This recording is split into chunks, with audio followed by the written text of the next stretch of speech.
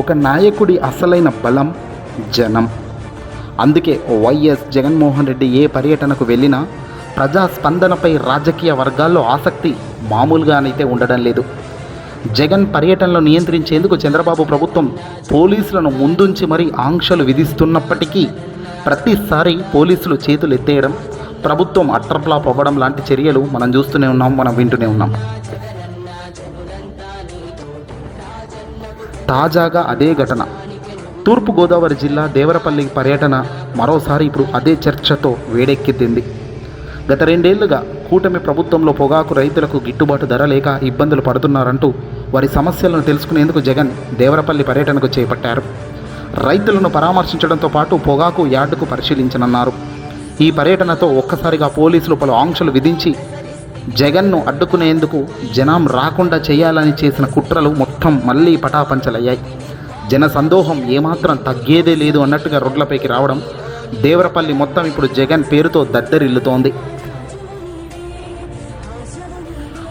భారీ గేట్ల భద్రతా ఏర్పాట్లో నియంత్రణ చర్యలు ఉన్నప్పటికీ జగన్ను చూసేందుకు అభిమానులు తండోపతండాలుగా పెద్ద ఎత్తున కార్యకర్తలు కూడా భారీగానే వస్తున్నారు.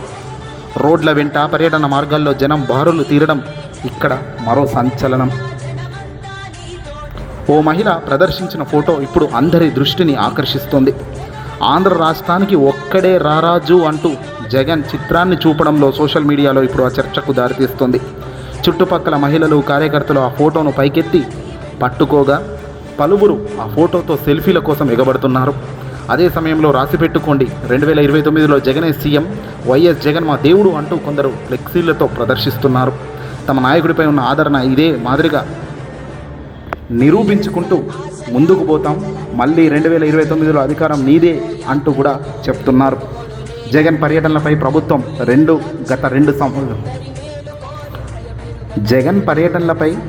ప్రభుత్వం గత 2 ఏళ్లుగా ఆంక్షలు విధిస్తోంది.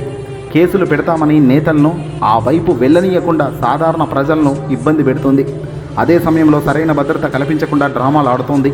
అయితే భారీ గేట్లు, ఫెన్సింగ్లు ఏర్పాట్లు చేసినా ప్రజలు అభిమానం మాత్రం ఏమాత్రం తగ్గడం లేదు.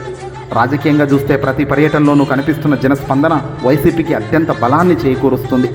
అధికారంలో ఉన్నా, ప్రతిపక్షంలో ఉన్నా నాయకుడిపై అభిమానం ఉంటే చాలు స్వచ్ఛందంగా తరలి వస్తారనే వాదనకు జగన్ పర్యటనలే సాక్షాత్తు ఉదాహరణగా నిలబడుతున్నాయి నేడు.